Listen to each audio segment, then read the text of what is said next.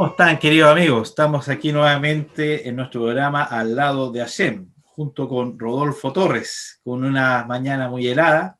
Eh, Vamos a conversar de temas un poco más calientes de la política, la contingencia actual, que está bastante interesante. Y en la segunda parte del programa tendremos un invitado de lujo, el representante de la derecha, el señor José Antonio Kast. ¿Cómo está Rodolfo con este frío allá en Viña del Mar? Sí, con mucho frío, pero es la parte de afuera, pero por dentro es con mucho ánimo, porque hay temas muy importantes de los que podemos en esta ocasión compartir, reflexionar. Y como tú dices, ¿no es cierto?, también esperando que ya se integre nuestro invitado de lujo, porque es un invitado de lujo tener, ¿no es cierto?, a José Antonio Kast, aquí al lado de Hashem, en Espiritual Televisión, un canal para la gloria de Dios. Así es. Hubo en estas semanas dos debates de las presidenciales por la primaria. Primero creo que estuvo la centro derecha con los 4 candidatos. Y después dicen que hubo el segundo debate fue casi como, no sé, como dos niños conversando, todos muy simpáticos, todos muy amigos, muy sonrientes, entre Jado y Boric. La verdad que yo no veo los debates, ese tipo de debates ya no los veo, porque yo no lo considero que es un debate, que es casi una cosa infantil. Pero bueno, a los que se meten más en política y quieren saber más de la contingencia, lo analizan, lo ven, y por lo que entiendo, bueno, a ti te gusta mucho ver ese tipo de cosas para ir entendiendo un poco cuáles son los pensamientos quizás más profundos de los candidatos.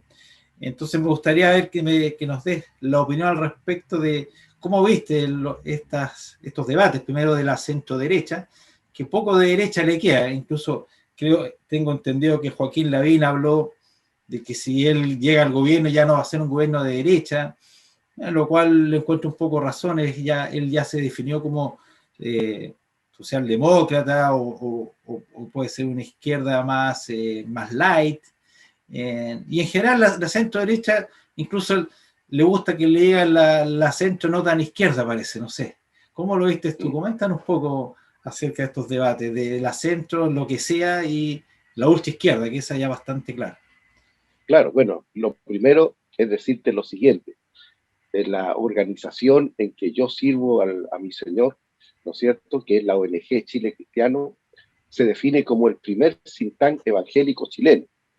Y nosotros tenemos, ¿no es cierto?, la misión de entregar opiniones sobre lo que pasa en Chile y en el mundo desde la perspectiva evangélica. Y eso, por supuesto, nos obliga a seguir y a monitorear todo lo que pasa en el país. Y en ese sentido, estuvimos presentes, ¿no es cierto?, por televisión, por supuesto, viendo el debate presidencial de los 4 candidatos de Chile Vamos el lunes 21 y el martes 22 el de los 2 candidatos de la ultra izquierda. Así que allí estuvimos mirando, observando, en verdad, trabajando, puede ser comillas para ti, pero trabajando porque estamos, ¿no es cierto?, conociendo lo que ellos piensan, las opiniones, ¿no es cierto?, para poder decirle a todos, a nuestro público, el que sigue, el que ingresa diariamente a la página web www.chilecristiano.cl, para entregarle una perspectiva desde el punto de vista evangélico. Entonces, sí, claro, entonces en ese sentido, ¿no es cierto?, una atención especial con relación al debate que se produjo con los 4 candidatos de Chile Vamos, ¿no es cierto?, los 4 candidatos de Chile Vamos. Bueno, decirte que desde el punto de vista de la libertad religiosa, fue un debate digamos, nada edificante, nada edificante. Todos los candidatos, particularmente Sichel y Briones, se presentan prácticamente como religiosos. Se presentan incluso, diría yo, con una áurea agnóstica. Es muy probable de que ellos intelectualmente sean ateos teóricos, ateos prácticos, aunque no lo revela. se les olvida al señor Briones y al señor Sichel que este era un debate, ¿no es cierto?, de Chile Vamos, y se le está hablando al público de derecha. Y el público de derecha es un público, ¿no es cierto?, religioso. Y algunos bastante religiosos, como en el caso nuestro, de nosotros los evangélicos. El candidato Desbordes, ¿no es cierto?, hace gala también de una expresión que soslaya completamente el tema religioso y decía estar completamente de acuerdo, ¿no es cierto?, con el matrimonio homosexual en el orden civil. El único que destacó un poquito en ese aspecto de la libertad religiosa fue don Joaquín Lavín, que él dijo que en lo personal él creía, ¿no es cierto?, en la concepción cristiana del hombre y de la sociedad. Un hombre creado, un hombre y una mujer en matrimonio, ¿no es cierto?, con una sociedad que se desarrolla en base al conocimiento y al temor de Dios, pero que a él le va a tocar presidir un Estado laico. Y eso sí, eso es interesante reflexionarlo, porque nuestra Constitución no dice en ninguna parte que es Estado laico, pero el señor Lavín al parecer entiende que la Convención Constitucional establecerá que Chile es una república laica. Y él entiende, ¿no es cierto?, que al acceder a la moneda, ¿no es cierto?, si gana, ya va a estar aprobado el matrimonio homosexual. Entonces, en ese sentido, él ya no va a poder hacer nada en contra de eso.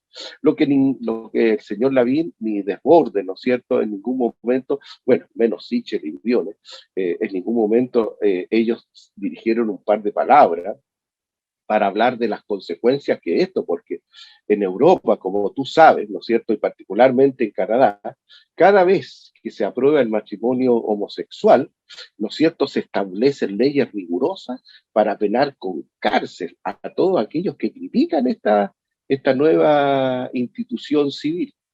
Oye, y eso quería comentar. Yo siempre he sido indiferente a este tema del matrimonio igualitario. No lo entiendo mucho, pero siempre digo, bueno, cada uno haga lo que quiera. Pero lo que estoy observando y con bastante preocupación, y he escuchado varias voces, en lo cual dicen es que los religiosos no pueden dar su opinión, porque no se basan en la ciencia, porque es algo que no corresponde a los tiempos. Y es un discurso bastante totalitario e intolerante, porque obviamente la ciencia es un punto de vista de los fenómenos de la naturaleza. También está el arte, está la filosofía, está la espiritualidad, está la religión. Hay muchos puntos de vista y un ser humano amplio y que quiere avanzar en su vida, tiene que tener un criterio lo más amplio posible. Entonces, dejar afuera la sabiduría de los textos bíblicos, personas de muy alto nivel espiritual, y eso a mí me consta que lo he visto en gente, pastores angélicos, curas cristianos, rabinos, y más he conocido poco, pero seguramente tienen un gran avance espiritual, son grandes seres humanos, a título de que, con una prepotencia impresionante, se dice, es que ellos no pueden dar opinión. Entonces, ¿qué tiene que ver eso con el matrimonio igualitario? Porque Ya, eso es lo que empieza, y yo ahora empiezo a entender lo que los tiene muy, muy eh, complicado y asustado y con mucho fundamento a los cristianos. De que, claro, están viendo que a ustedes los quieren dejar fuera de todo ámbito, prácticamente ustedes ni siquiera pueden hablar. Eso es en el fondo. Y la centro, qué sé yo, centro derecha, no sé ahora cómo se defina, no dice absolutamente nada al parecer, ¿no? bueno, mira, yo le diría a esas personas en primer lugar que si quieren dejarnos fuera del debate, impedirnos hablar, está bien, sí, también, ¿no es cierto?, nos dejan fuera de pagar impuestos, fuera de pagar los tributos correspondientes y fuera de someternos a la ley, no habría ningún problema, pero no lo van a hacer. Nosotros somos ciudadanos, ¿no es cierto?, que pagamos nuestros impuestos y tenemos el derecho, porque aquí cada ser humano tiene el derecho, ¿no es cierto? Son derechos individuales, derechos personales. Y lo que a mí me gustaría decir, ¿no es cierto?, es que hay dos maneras, hay dos formas de alcanzar el conocimiento, hay dos caminos para llegar a la verdad, ¿no es cierto? Muchos, no podemos negarlo, incluidas, ¿no es cierto?, las organizaciones internacionales, han optado por el camino de la ciencia para llegar a la verdad. nosotros, y yo en el caso mío personal, he desechado el camino de la ciencia y he optado por el camino, ¿no es cierto?, de la historia, el camino de la sociología. He optado por el camino de la filosofía y nosotros tenemos un argumento muy poderoso que nos lleva a la verdad y que tiene que ver, ¿no es cierto?, que tiene que ver con la historia. Hay 193 países en el mundo y hay un país en particular, ¿no es cierto?, que está creciendo como avión, que gana todos los premios Nobel, que descubre, ¿no es cierto?, una cantidad enorme de aplicaciones de la ciencia hacia la tecnología. Un país que existe, que es real, que forma parte del concierto internacional, que tiene una historia, ¿no es cierto?, que tiene una historia que nos cuenta, ¿no es cierto?, de un único Dios, de un Dios creador que llamó a un ser humano y que formó un país con ello y que es el Estado de Israel. La ciencia, ¿qué tiene para mostrar? Hipótesis, hipótesis que les fallan constantemente, ¿no es cierto? Nosotros, ¿qué tenemos para mostrar? Ahí tenemos un país. ¿Quién podría denostar a Israel y decir que es un país, ¿no es cierto?, de ignorantes? ¿Quién podría decir que Israel es un país de ingenuos? ¿Quién podría acallar a Israel? Mira, si tú acallas a Israel, prácticamente vuelves a las cavernas en el desarrollo intelectual del hombre. Así que esa es la situación. Nosotros somos ciudadanos, pagamos nuestros impuestos y tenemos, ¿no es cierto?, una concepción del hombre, del origen del hombre que está basada en hechos reales. Si Israel no existiera en este momento, podría ser considerada hasta una leyenda.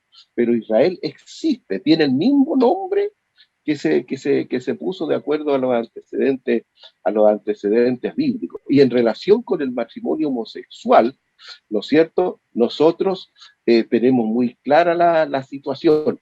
El matrimonio homosexual elimina la libertad religiosa, anula la libertad de expresión, ¿no es cierto? El matrimonio homosexual echa por tierra la libertad de opinión, incluso afecta el derecho a la educación. Yo podría explicarte eso. Esa es la realidad en el mundo. En Chile se está aplicando el matrimonio homosexual porque en otros países se ha hecho. Bueno, en otros países se ha hecho así y aquí en Chile va a suceder absolutamente igual. Y a nosotros nos preocupa que, bueno, dejemos fuera a Brión y Lisiche porque esa gente, ¿no es cierto?, esos dos personajes para nosotros los evangélicos no tienen valor alguno.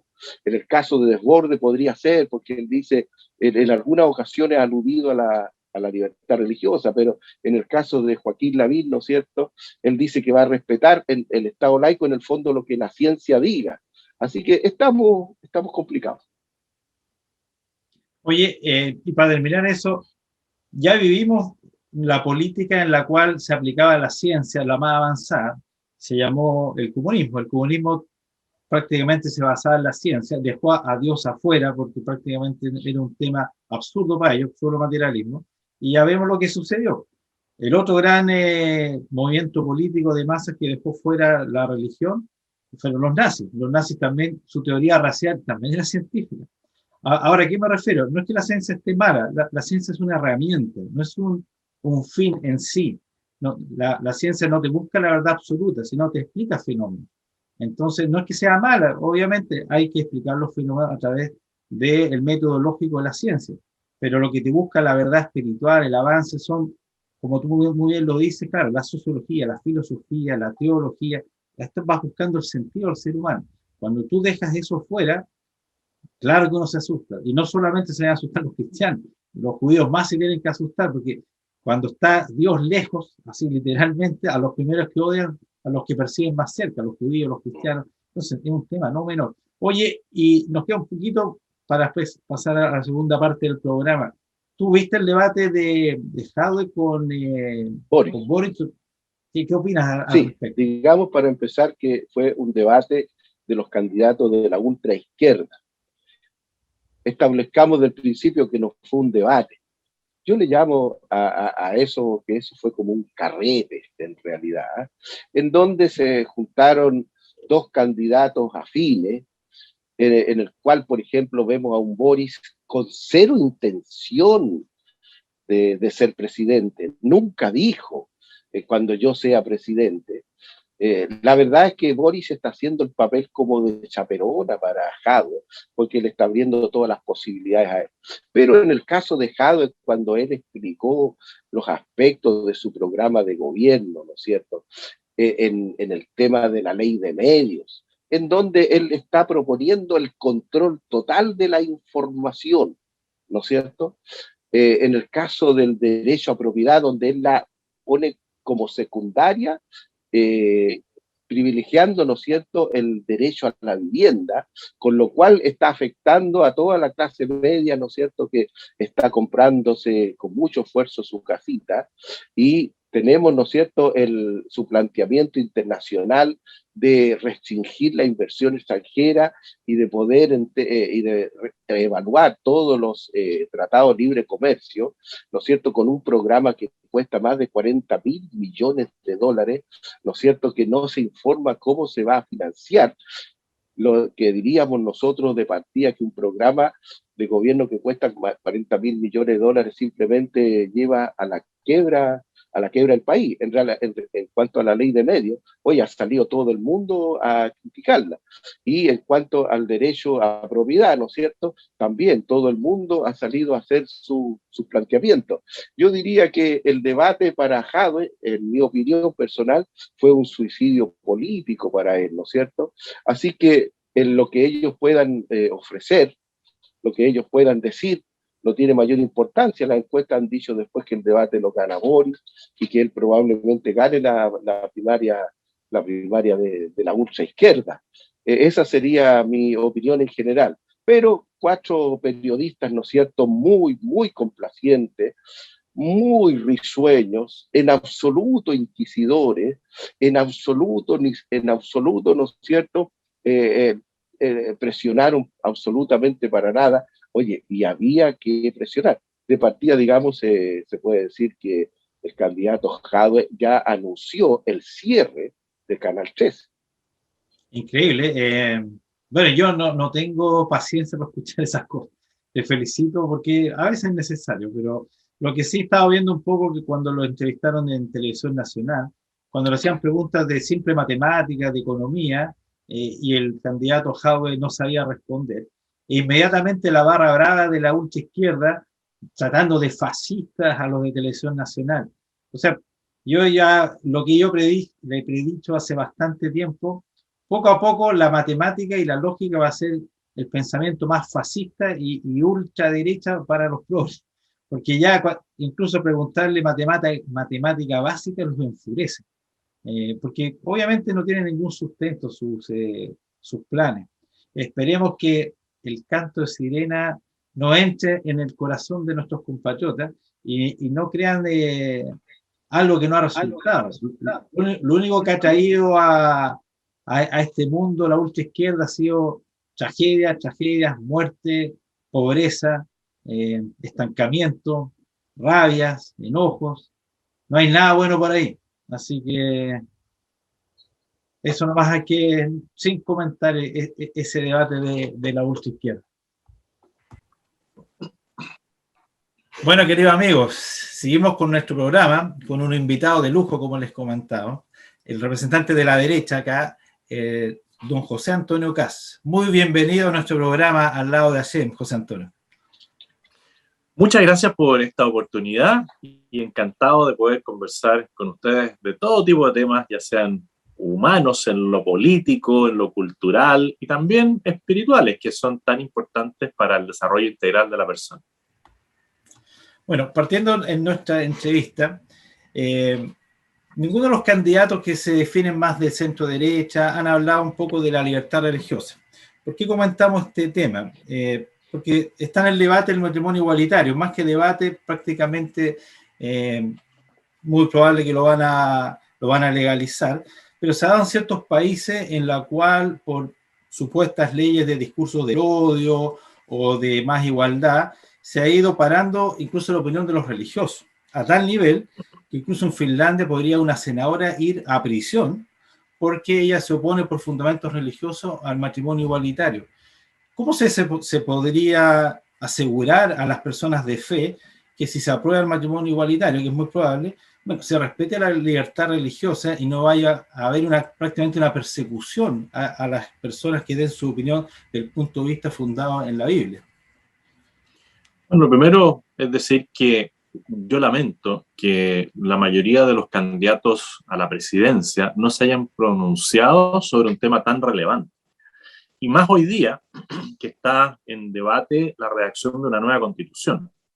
La actual constitución, y lo tengo aquí en su artículo 19, número 6, dice que se va a proteger la libertad de conciencia, la manifestación de todas las creencias y el ejercicio libre de todos los cultos, que no se opongan a la moral, a las buenas costumbres y al orden público. Yo lamento que la mayoría de los candidatos presidenciales no se hayan pronunciado claramente respecto de la importancia de la libertad de conciencia y la libertad de culto, y más en tiempos donde está en discusión y va a estar en reacción la nueva constitución, considerando que la actual constitución respalda, defiende, plantea muy bien lo que es la libertad de conciencia y la libertad de culto. Y aquí lo que vemos es un ataque permanente de grupos minoritarios que a través de distintas leyes tratan de ir restringiendo la libertad de conciencia y la libertad de culto.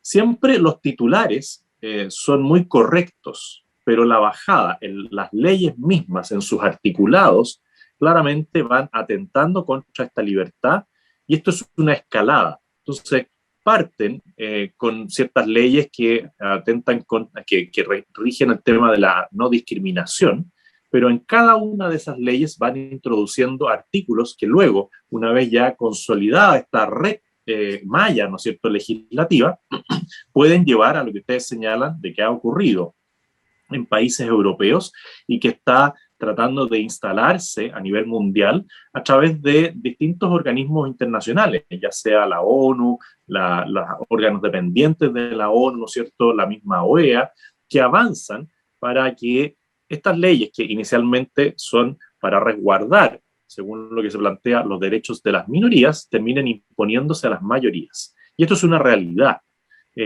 Así como nosotros en muchos momentos hemos levantado la voz por la libertad de conciencia, la libertad de educación, la libertad de expresión, vemos que las personas no toman conciencia de la gravedad de esto, y cuando vemos leyes como las que hoy día quieren tramitarse en Chile o que han avanzado, sin ir más lejos, la ley Zamudio en su momento tuvo que resguardar a través de un artículo especial las normas de libertad de culto.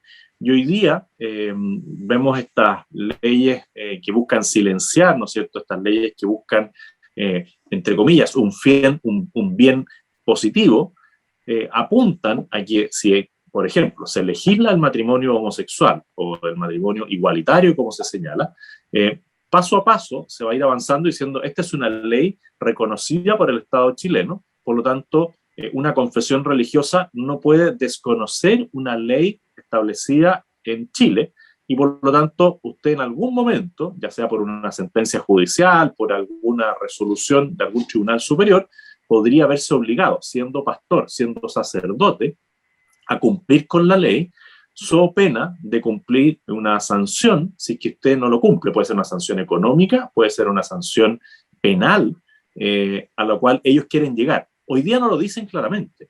Hoy día van generando una masa crítica común para decir, bueno, pero somos todos iguales, ¿por qué yo no puedo acceder al matrimonio?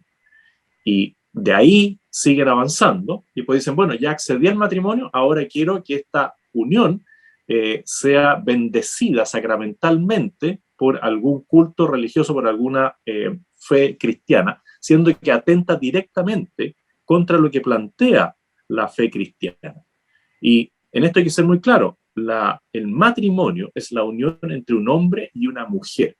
Eso es el matrimonio. Pueden existir uniones civiles, pueden existir acuerdos entre dos hombres, dos mujeres, para la convivencia en común, pero llevarlo eso a una bendición religiosa atenta precisamente contra esa libertad de conciencia, esa libertad de culto. Hemos visto en otros países sanciones económicas a personas que no quieren poner su arte, ya sea una florería, una pastelería que hace productos exclusivos, o un pintor, un escultor, que se niega por sus principios de fe a materializar algo que vaya a reflejar lo que es la unión entre un hombre y un hombre, una mujer con una mujer. Eso está latente, es real, y nosotros tenemos que levantar la voz y exigirle a muchos representantes populares que en sus campañas digan claramente cuál es su posición, para no llevar a engaño a la ciudadanía y que cada uno pueda votar con recta conciencia. Eso es algo que los medios de comunicación y nosotros, aquellos que tenemos claro esto, tenemos que seguir exigiéndole a quienes pretenden llegar a cargos de representación popular. Así es, muy bien como usted lo dice, porque más que nada yo siempre he sospechado de estos temas. Quizá uno como judío pertenece a un pueblo muy antiguo, y las cosas se van repitiendo en la historia, más que, y siempre estos ideologías totalitarias, esclavizantes, suenan muy bonitos. Incluso los comunistas sonaban muy bonitos y tenían incluso un razonamiento científico. Los nazis también sonaban, incluso ellos también tenían un razonamiento científico. Yo cuando converso con mucha gente me dice es que los religiosos no pueden opinar porque no se basan en la ciencia. Entonces algo empieza a caer como un absurdo. ¿Cómo se puede hacer? Porque a ver, los representantes de la derecha, o los que quieren, o sea, se pongan así más serios, digan, mira, yo soy cristiano, la Biblia es algo fundamental, el libro más importante de la humanidad prácticamente, tengo valores claros, y no se acomplejen tanto en como que quieren mostrarse, no quieren mostrarse. Yo sé que usted lo hace y los de republicanos, pero ¿qué pasa con el resto? O sea, de repente este país cambió de un día para otro. Yo no lo puedo creer que la mayoría sea progre o esté de acuerdo con esto. ¿Qué es lo que está pasando en la mente como colectiva que no creo que está muy de acuerdo con esta idea? Bueno, tenemos un problema serio con quienes ejercen liderazgos, que son liderazgos que están buscando el poder más que el bien común. Y el bien común busca resaltar a la persona. O sea, nosotros tenemos que buscar el bien común buscando precisamente la libertad de conciencia, la libertad de enseñanza, la libertad de emprendimiento, la defensa de la vida, de la concepción hasta la muerte natural, para una sociedad moderna. Aquí aquellos que se dicen progresistas son los más retrógrados, diría yo, porque el progresismo busca proteger al más débil, el progresismo busca darle la libertad a las personas. Y estos líderes políticos miran las encuestas, que en muchos casos tienen preguntas muy tendenciosas, y se suman a un cambio del lenguaje que va instalando realidades. Y ya no se habla de aborto, sino de interrupción del embarazo, para no sonar tan violento.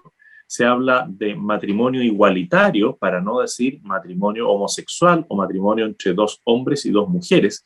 Y ese cambio de lenguaje va instalando realidades.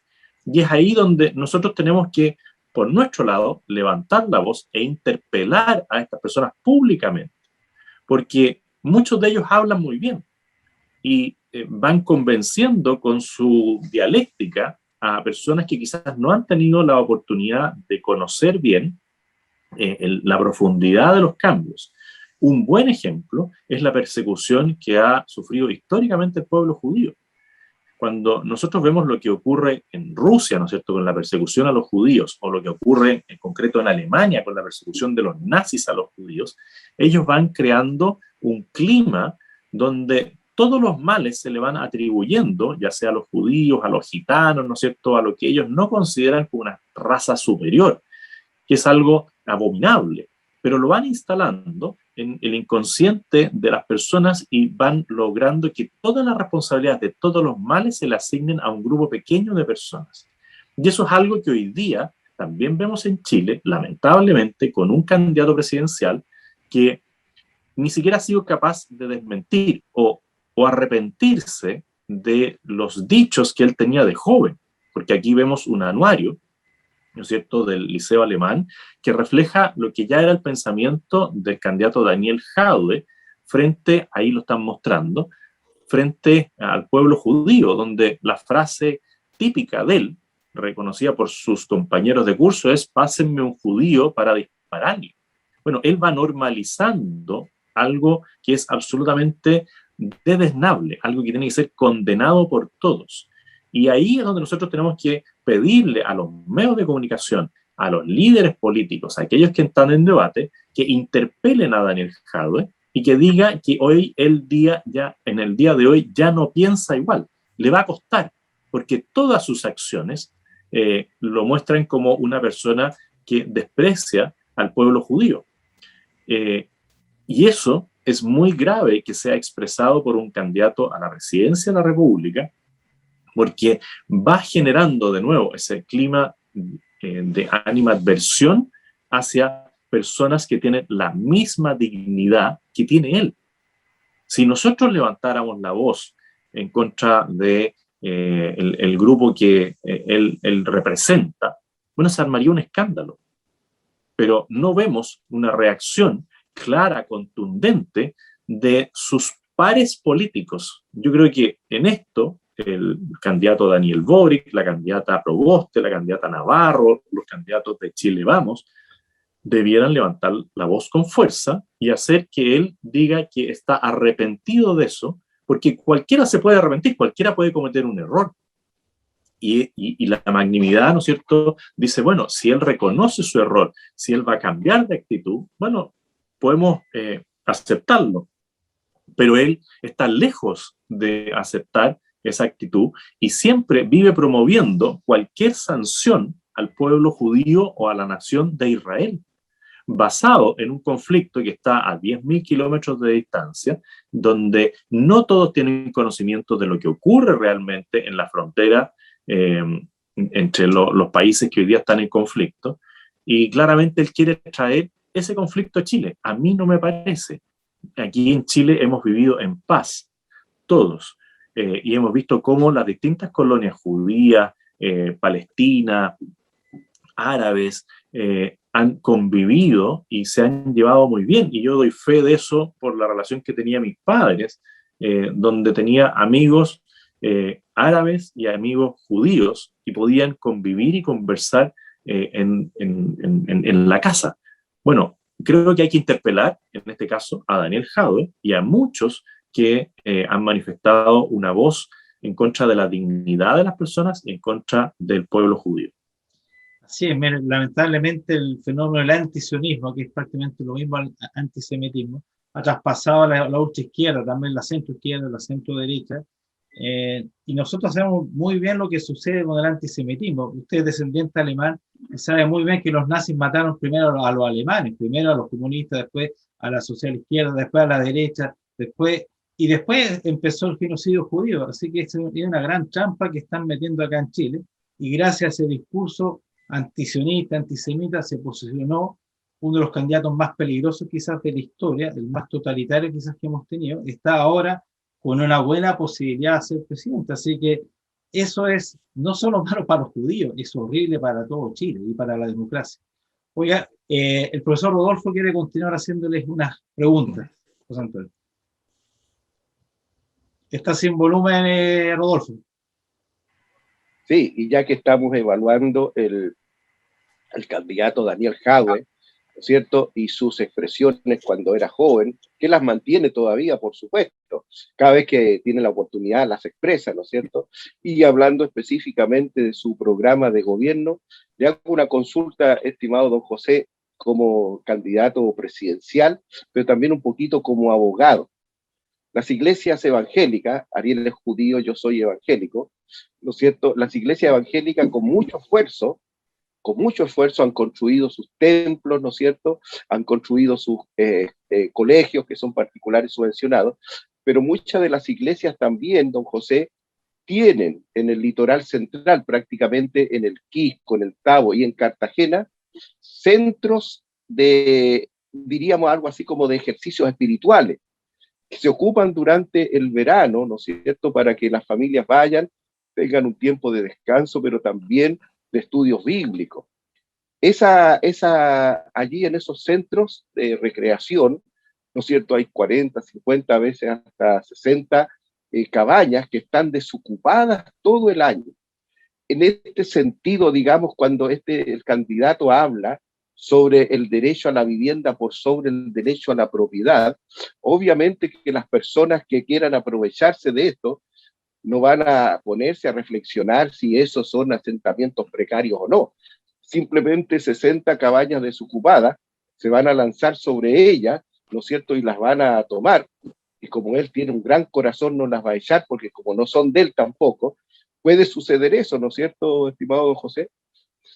Bueno, las señales que él ha dado y el programa que él ha presentado van precisamente en esa línea de la apropiación indebida por parte del Estado, si es que el Estado quiere usurpar, o también a través del fomento de las tomas. Y lo más grave es que él pasa por sobre el Estado de Derecho. Él ni siquiera ha llevado esta propuesta al Congreso. No es que tenga una ley que diga, miren, de esta manera nosotros vamos a expropiar. No, no, no. Él dice aquí nosotros no vamos a desalojar. Y la fuerza pública es solicitada por las autoridades de gobierno, sea el intendente, sea el gobernador. Por lo tanto, si él no da instrucciones de recuperar la usurpación de un bien, claramente está fomentando el tema de las tomas en propiedad privada y también en propiedad pública. Y nosotros hemos salido adelante como país, como nación, precisamente porque hemos buscado ir ordenando el tema de la entrega, de la construcción de viviendas, que es un drama en Chile hoy día importante. Drama generado en gran medida por políticas permisivas de gobiernos de izquierda. No olvidemos que en la política de fronteras abiertas para inmigrantes ilegales parte con más fuerza durante los gobiernos de Michelle Bachelet. Entonces, ellos por un lado generan un problema, nos aumentan la demanda por viviendas, eso hace que aumenten los valores de los arriendos, que aumente la presión por la vivienda propia, que se vayan instalando campamentos principalmente en lugares de propiedad del Estado, de bienes nacionales, del Servio, y que nos impidan buscar soluciones definitivas para propietarios. Él además agrega eso, que quiere convertir al Estado en una gran inmobiliaria que sea propietaria de los bienes raíces. No le interesa que haya propiedad privada, no le interesa que una persona acceda a su casa propia, la pueda ir arreglando y que además quede como herencia para sus hijos, que es lo que aspira a cualquier ciudadano. Es decir, bueno, aquí tengo mi casa propia, donde si yo no estoy, espero que mis hijos puedan continuar disfrutando del esfuerzo de toda mi vida. Él no cree en eso.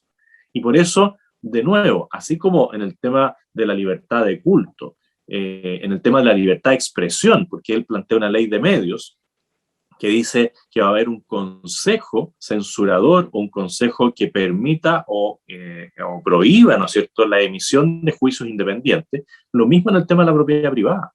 Él ya no es que solamente lo diga en algún programa, sino que lo dejó por escrito.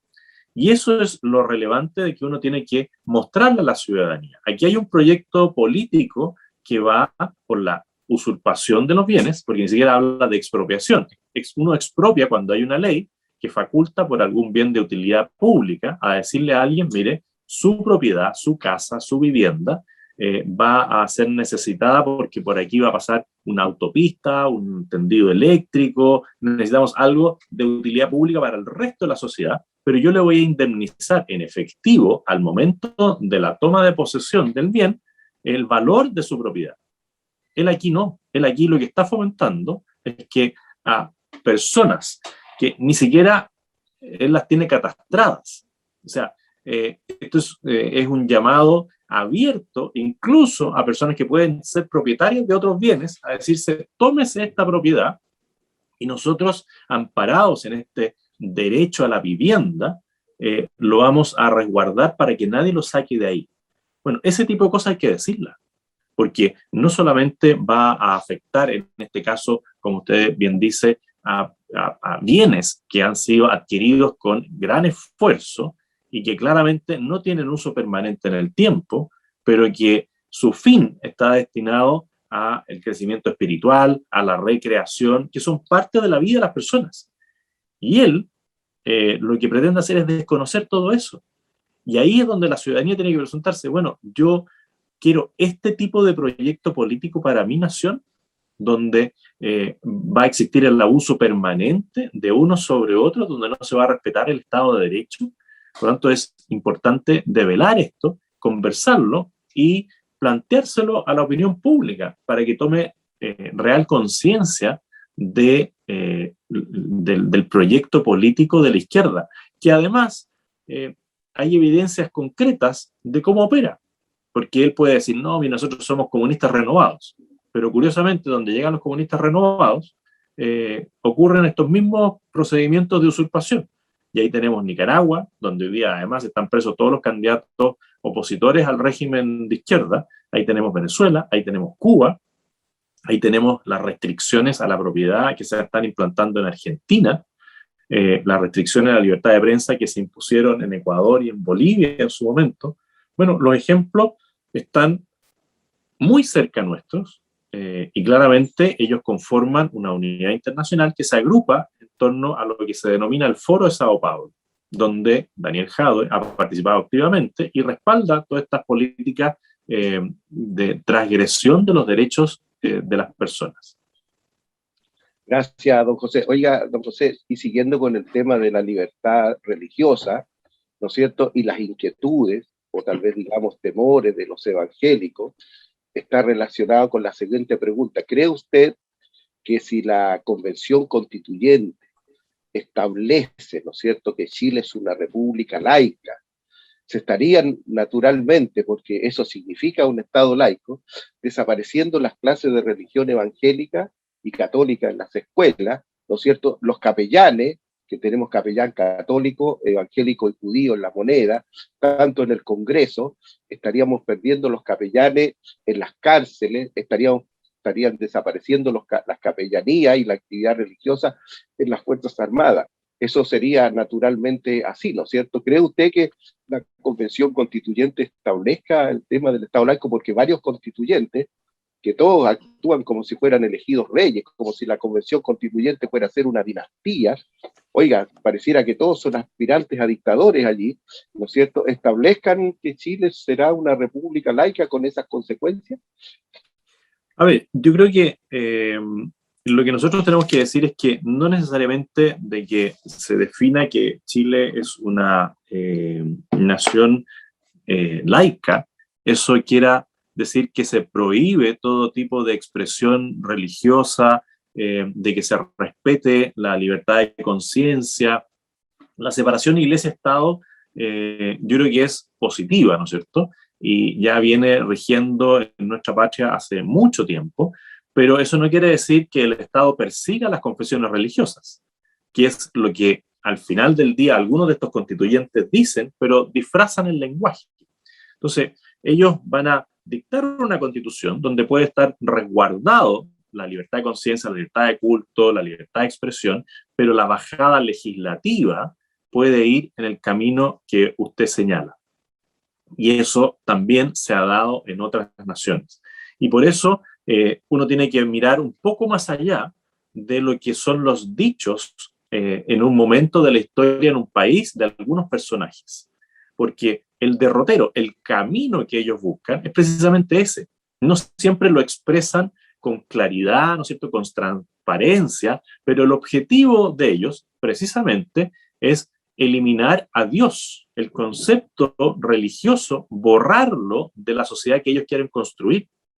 A mí, en la campaña anterior, me tocó decir, a Chile le hace falta Dios, porque precisamente ellos han procurado de distintas maneras, sutilmente, ir borrando todo vestigio de cristiandad. Y eso lo quieren aplicar en el tema del acompañamiento espiritual, en los hospitales, porque ellos niegan, ¿no es cierto?, lo positivo, lo bueno que es el acompañamiento espiritual para alguien que está en enfermedades, ya sea pasajeras o terminales. Muchas veces hay una enfermedad del alma que no la puede solucionar un médico con todos los fármacos que se vayan inventando. Requiere una disposición de la persona para asumir su enfermedad desde un punto de vista positivo, esperanzador. Y eso es también parte de la sanación, y eso lo reconocen los médicos también. Lo mismo en las cárceles. ¿Cuántas personas están destruidas interiormente y con la ayuda de un pastor, de un sacerdote, ellos vuelven a reencontrarse consigo mismos, logran reencontrarse con la trascendencia, con esa relación filial, con un Dios Padre, que ellos no quieren, porque ellos quieren un estado laicista. ¿Ah? Al final eso es lo que quieren, un estado donde se vaya borrando cualquier vestigio. En algunos países europeos ellos han logrado eliminar, por ejemplo, los crucifijos de algunas instituciones públicas, de los liceos, de las escuelas, siendo que parten de una raíz cristiana, porque ellos son intolerantes. Ellos no permiten la expresión libre de la fe, porque dicen que la fe aliena al hombre, no lo deja pensar libremente. Muy por el contrario, como somos cuerpo y espíritu, nosotros necesitamos fortalecer, ¿no es cierto?, nuestra situación corporal, pero si queremos una persona plena, también tenemos que fomentar el crecimiento espiritual de esa persona. Y ahí ellos ven un peligro, porque como ellos quieren instalar al Estado como una especie de Dios omnipresente que dirija los destinos del hombre, cualquier cosa espiritual que es parte de nuestro ser, de nuestra naturaleza humana, atenta contra el poder total que ellos quieren lograr. Entonces, si bien la Constitución puede decir Chile es un Estado laico, ellos lo que buscan es un Estado laicista, que persiga precisamente cualquier confesión religiosa. Lo hacen de una manera sutil por ahora, pero apuntan hacia allá. Por eso vimos después del 18 de octubre cómo se atentaba contra templos religiosos, evangélicos, cristianos, cualquier manifestación física de la fe era destruida por ellos. Y lo mismo vemos en la macrozona sur, donde se queman de manera reiterada templos y se persigue a quienes quieren practicar libremente su fe, porque es un poder espiritual que atenta contra su poder material. Exacto. Bueno, le comparto que nosotros ya tenemos 60 templos evangélicos quemados. También le comparto que en algunos países de Europa, ahí lo voy a mencionar, en el Reino Unido específicamente, si una enfermera cristiana evangélica ora por un paciente, esa enfermera es despedida. Así es el Estado laico como se está dando en Europa. Oiga, estimado don José, yendo a algunas preguntas que tienen relación con la libertad religiosa, pero yendo un poquito más allá porque es de interés tanto judío, pero también es de mucho interés de nosotros los evangélicos. Usted cuando se ha reunido con nosotros en algunas ocasiones, le hemos preguntado por el tema de Jerusalén y usted nos ha dicho, ¿no es cierto?, que cada país tiene que decir cuál es su capital. No puede venir, ¿no es cierto?, Francia a decirnos a los chilenos, ya, ustedes ahora van a tener, Concepción va a ser la capital de ustedes, ¿no es cierto? Y el Estado de Israel ha dicho claramente que Jerusalén es su capital. Eso lo reconoció los Estados Unidos de América y otros países de Europa. Si usted, al llegar a la presidencia, aceptaría la voluntad, obviamente, del Estado de Israel de que esa es su capital y la reconocería como tal, con la implicancia de trasladar la embajada chilena de Tel Aviv a Jerusalén. Totalmente, porque yo siempre he señalado, cada país tiene que tener posibilidad de autodeterminar cuáles son las ciudades, cuáles son los lugares, ¿no es cierto?, que ellos establecen para instalar la capital de la nación. Así como en Alemania en algún momento se trasladó todo a Bonn y después se recuperó, ¿no es cierto?, Berlín para todos los organismos públicos. Bueno, ¿por qué uno tendría que oponerse a que Alemania sea libre para decidir cuál va a ser su capital? En Brasil, en algún momento, ellos definieron que Brasilia iba a ser la capital de la nación y todos los países reconocieron eso. Esto es distinto a los conflictos que puedan haber en Medio Oriente, pero Israel es un Estado reconocido, participa a nivel internacional en todos los foros y no tiene por qué ser discriminado, ¿no es cierto?, por tendencias políticas que tratan de levantar un conflicto conflicto puntual en la zona, donde, claro, siempre se muestra, y aquí han asumido un rol desde la izquierda más radical, de decir, no, aquí hay un opresor y un oprimido. Lo que uno podría decir también, bueno, ¿en qué están los demás países árabes respecto de Palestina? Porque uno podría decir, sí, aquí hay una disputa entre Israel y Palestina, pero claramente desde Egipto y desde otras naciones aledañas tampoco han colaborado, ¿no es cierto?, para poder aliviar algunos de los problemas que se viven en Palestina, precisamente por gobiernos de corte bastante radicales, en algunos casos dominados por facciones terroristas.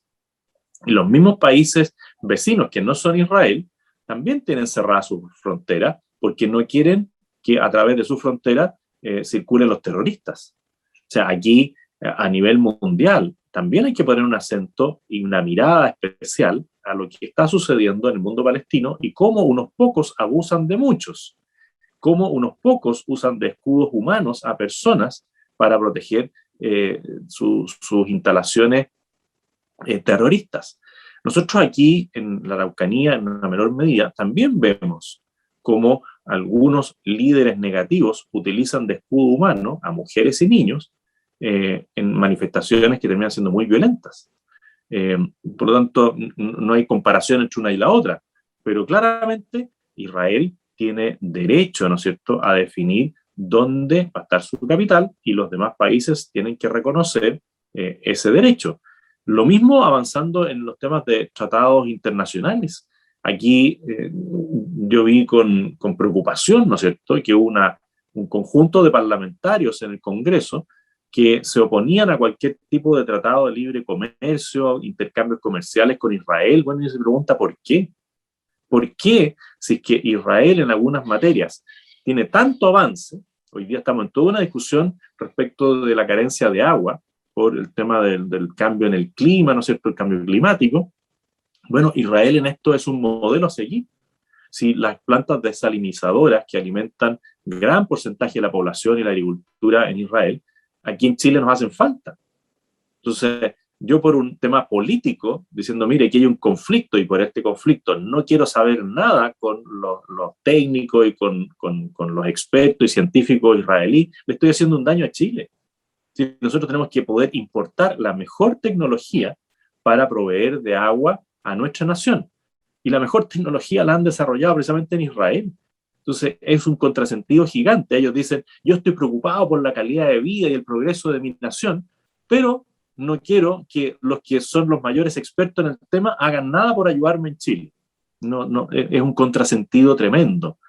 Por lo tanto, yo sí soy muy abierto a que se restablezcan siempre las relaciones internacionales con todos los países democráticos. Sí, Israel es una democracia. Hoy día nos está dando también una muestra de cómo han enfrentado el tema del COVID, la vacunación, cómo las nuevas autoridades han llamado a hacer un recorte del gasto político para aumentar el gasto social. Bueno, y son todas autoridades electas democráticamente, a diferencia de lo que ocurre en los modelos que nos quieren mostrar aquellos que son más radicales de izquierda, que nos dicen que Venezuela es una democracia, que Cuba es una democracia, que Nicaragua es una democracia. Es decir, vemos un contrasentido, una hipocresía permanente de algunos líderes políticos. Sí, y en el tema de ciberseguridad, Israel, ¿no es cierto?, el país más avanzado de la tierra. Sin duda alguna que todos los chilenos, y particularmente los evangélicos, los judíos, quisiéramos que Chile suscribiera un tratado de libre comercio con Israel. Oiga, don José, quiero llevarlo a un tema internacional también un poco complejo, pero que nos va a ayudar mucho porque podría generarnos alguna ilusión, alguna esperanza de libertad religiosa. Hay un conflicto en este momento entre el Estado italiano y el Estado vaticano. En el Congreso de Italia, como usted sabe, ¿no es cierto?, se lleva adelante un proyecto de esto, de antidiscriminación, que impide, ¿no es cierto?, a los religiosos manifestarse contrario a los valores de la diversidad, como le llaman ellos. Entonces, eso va a ser y ya va bien avanzado en el Congreso, ya va a ser establecido en toda Italia, de que en ningún colegio, ¿no es cierto?, ninguna institución se va a poder criticar el matrimonio homosexual, se va a poder predicar la antropología cristiana, y esto, ¿no es cierto?, ha generado tensiones con el Vaticano, porque el Vaticano tiene muchos colegios, ¿no es cierto?, en la República Italiana, y ya están habiendo, digamos, algunas comunicaciones a niveles de Cancillería, diciendo, oye, ambos estados tenemos, ¿no es cierto?, algunos concordatos que nos respetan nuestras identidades. ¿Cómo cree usted que vaya a solucionarse eso? Es decir, si el Estado italiano aprueba esa ley, pero libera, por ejemplo, a las instituciones católicas en territorio italiano de seguir con su propia filosofía, eso puede también generarnos, ¿no es cierto?, una esperanza de que en otros países de la tierra también pueda suceder lo mismo. Usted está al tanto de eso, ¿no es cierto, estimado José? No en detalle, pero sí he Ya. escuchado, ¿no es cierto?, en lo que están. Los proyectos educativos es fundamental que puedan ser generados por las distintas comunidades o por las distintas agrupaciones de padres, de la sociedad civil, respetando las normas básicas del Estado. El Estado puede decirle, miren, nosotros esperamos que un niño en octavo básico, en cuarto medio, cumpla con estos parámetros en matemática, en lenguaje, en química, en física, pero el proyecto educativo tiene que tener libertad de desarrollarse, porque hay proyectos educativos que se fundan en valores cristianos. ¿Por qué una agrupación de padres y apoderados o una iglesia no va a poder tener un colegio donde primen los valores que a ellos los satisfacen? Lo mismo si hay una colonia extranjera.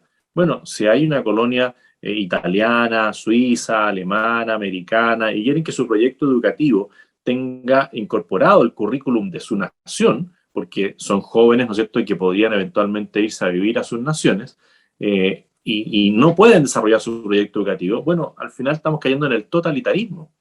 Aquí hay algunos que dicen, bueno, tenemos que hacer obligatorio el uso de las lenguas de los pueblos ancestrales en Chile. Y uno se pregunta, bueno, pero si nosotros queremos darle alas a nuestros jóvenes para poder integrarse en distintas partes del mundo, lo que tenemos que enseñarle principalmente es el inglés. Tenemos que darle herramientas tecnológicas. Y el lenguaje de los pueblos ancestrales tendrá que ser adoptado voluntariamente por los jóvenes que quieran. Pero no puede ser que nos impongan desde las minorías conceptos que afecten el libre albedrío o el tema de la libre iniciativa de la sociedad civil. Todo lo que nosotros hagamos para defender la libertad de cátedra, la libertad de educacional, tenemos que hacerlo y levantar la voz en cada una de las instancias que tengamos, porque ellos avanzan subrepticiamente, muy oculto, y una vez que ya tienen una red, dicen, bueno, ahora sí vamos a hacer lo que nosotros queremos, que es un Estado totalitario. Por lo tanto, todas las voces de alerta que nosotros levantemos, sobre todo en épocas electorales, donde las personas muchas veces no se detienen a ver el detalle del programa de los distintos candidatos y se van por ciertas imágenes. Ah, mira, me cae bien. Ah, mira, es simpático. Mira cómo abordó esta situación. Pero los candidatos somos mucho más que nuestra expresión oral, ¿no es cierto?, nuestra apariencia física. Detrás nuestro hay equipos, hay programas, y después sucede lo que vimos en otro gobierno, que dicen, no, pero si estaba en el programa. ¿Quién leyó el programa? La gente vota a veces emocionalmente por algo que le interesa o no, y no racionalmente.